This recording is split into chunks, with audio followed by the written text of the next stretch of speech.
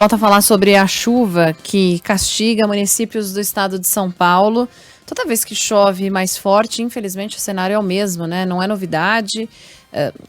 As informações das autoridades é que chove acima do esperado, mas mesmo assim, todo início de ano, esse cenário de deslizamentos, desmoronamentos, alagamentos, mortes, infelizmente, por causa da chuva forte do verão nessa época do ano. Para saber o que pode ser feito, que deveria ter sido feito para evitar tragédias como essa que estamos acompanhando em São Paulo. A gente falava agora há pouco de pelo menos 24 mortos.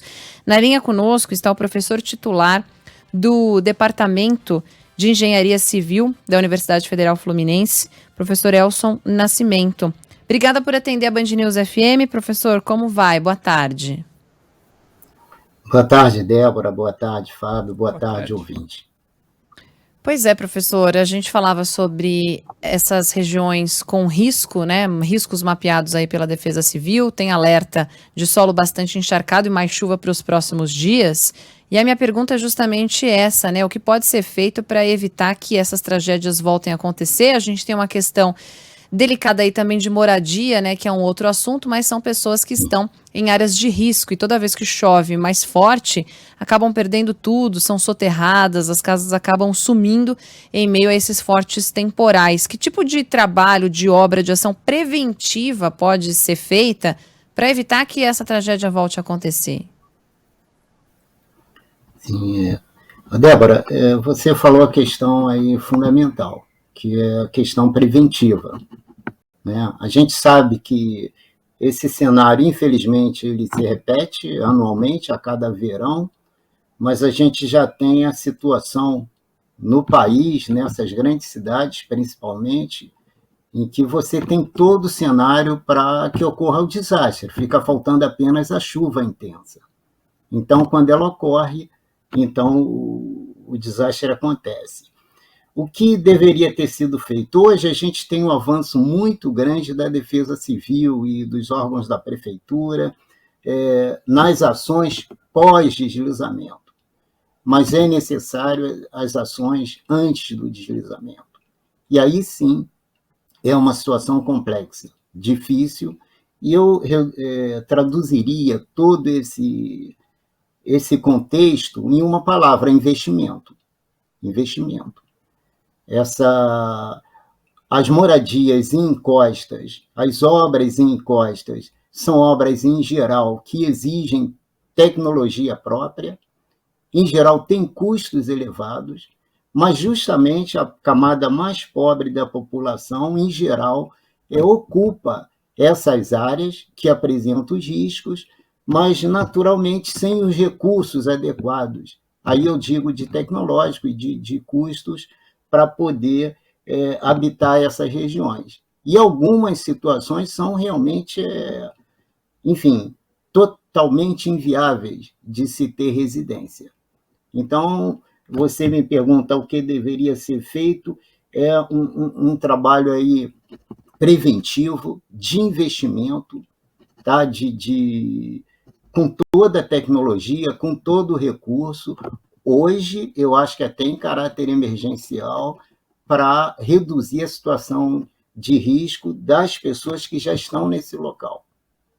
Agora, em paralelo, a gente também tem que ter um plano de habitação popular para evitar que essas ocupações não continuem se expandindo, que, infelizmente, é o que acontece. É o que sobra aí, de alguma maneira, né? Acho que o termo é esse mesmo, como opção das pessoas de baixa renda de terem que ocupar essas áreas sem o devido recurso para poder estar próximo aí dos grandes centros, ou dos seus familiares, enfim, das condições mais adequadas de habitação. E não é por acaso, né, professor? A gente tem esse tipo de informação, esse tipo de notícia todos os anos, né? Agora, especificamente, a gente está falando de São Paulo, da região metropolitana, da Grande São Paulo, mas dias atrás falávamos a respeito de Minas Gerais e da Bahia. Anos anteriores a gente fala a respeito, ou falava a respeito da região serrana do Rio de Janeiro, que também sofre muito com esse tipo de chuva forte, com deslizamentos. E ano após ano as autoridades dizem o seguinte: mas foi a maior quantidade de chuva nos últimos 5 anos. Bom, isso não é surpresa, porque se foi a maior dos últimos 5 anos, 5 anos atrás choveu mais do que nesse ano. Então, quer dizer, em São Paulo, por exemplo, em 2010 choveu mais em janeiro do que choveu esse ano. Então, quer dizer, se algo tivesse sido feito lá atrás, a questão do investimento que o senhor levantou, estaríamos hoje numa outra situação. Mas pensando na nossa realidade, em curto e médio prazo, o que dá realmente para a gente esperar em investimento? Ou é mais fácil realmente fazer como eles fazem, tratar o pós-deslizamento? Bom, você falou ainda há pouco, eu ouvi aí a matéria sobre a União Europeia, né, a participação da União Europeia e agora nas ações pós-deslizamento. A gente teve aqui no Brasil uma experiência com um programa já que foi denominado Favela Bairro. Então, inclusive numa época muito convertida, muito complexa, né, conflituosa, porque haviam muitas opiniões contrárias a investimento nessas localidades. Mas o programa Favela Bairro ele veio com recursos do Banco Mundial. Então, eu tive a oportunidade de trabalhar num desses projetos, foi no Rio de Janeiro, e ali sim, os técnicos, aí, engenheiros, arquitetos, sociólogos, enfim, foi feito todo o planejamento, todo o estudo para, no caso, dar as condições adequadas de segurança para essas habitações, não só em relação de deslizamento de encosta, mas, evidentemente, toda a infraestrutura de saneamento, de água, de luz, de esgoto, enfim, foi um trabalho bastante interessante.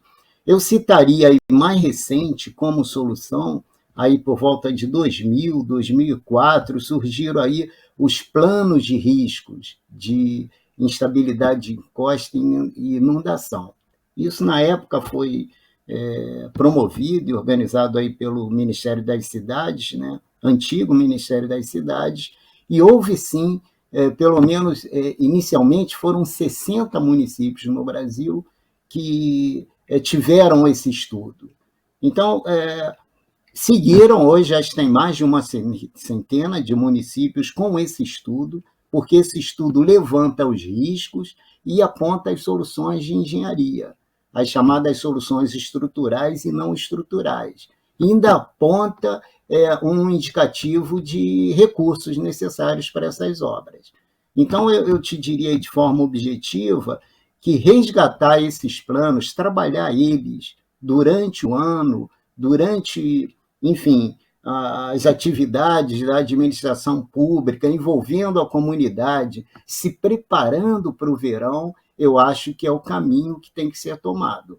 A gente não pode, de forma alguma, autoridades e a própria população ser surpreendido a cada verão com episódios, enfim, essas tragédias que vocês têm reportado aí, acompanham praticamente todo ano.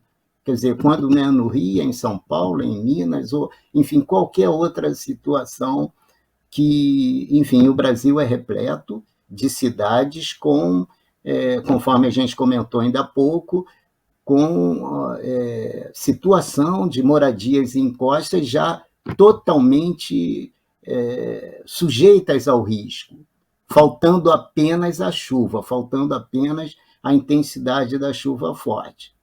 Conforme você bem falou, a questão central tem sim a mudança global, né, a mudança ambiental, enfim, esses eventos ajudam a tornar mais drástico, ou pelo menos mais frequentes, mas, por outro lado, o que você chamou a atenção aí, tem chuvas que ocorrem na mesma intensidade a cada 5 anos, a cada 2 anos, a cada 10 anos, a cada 50 anos.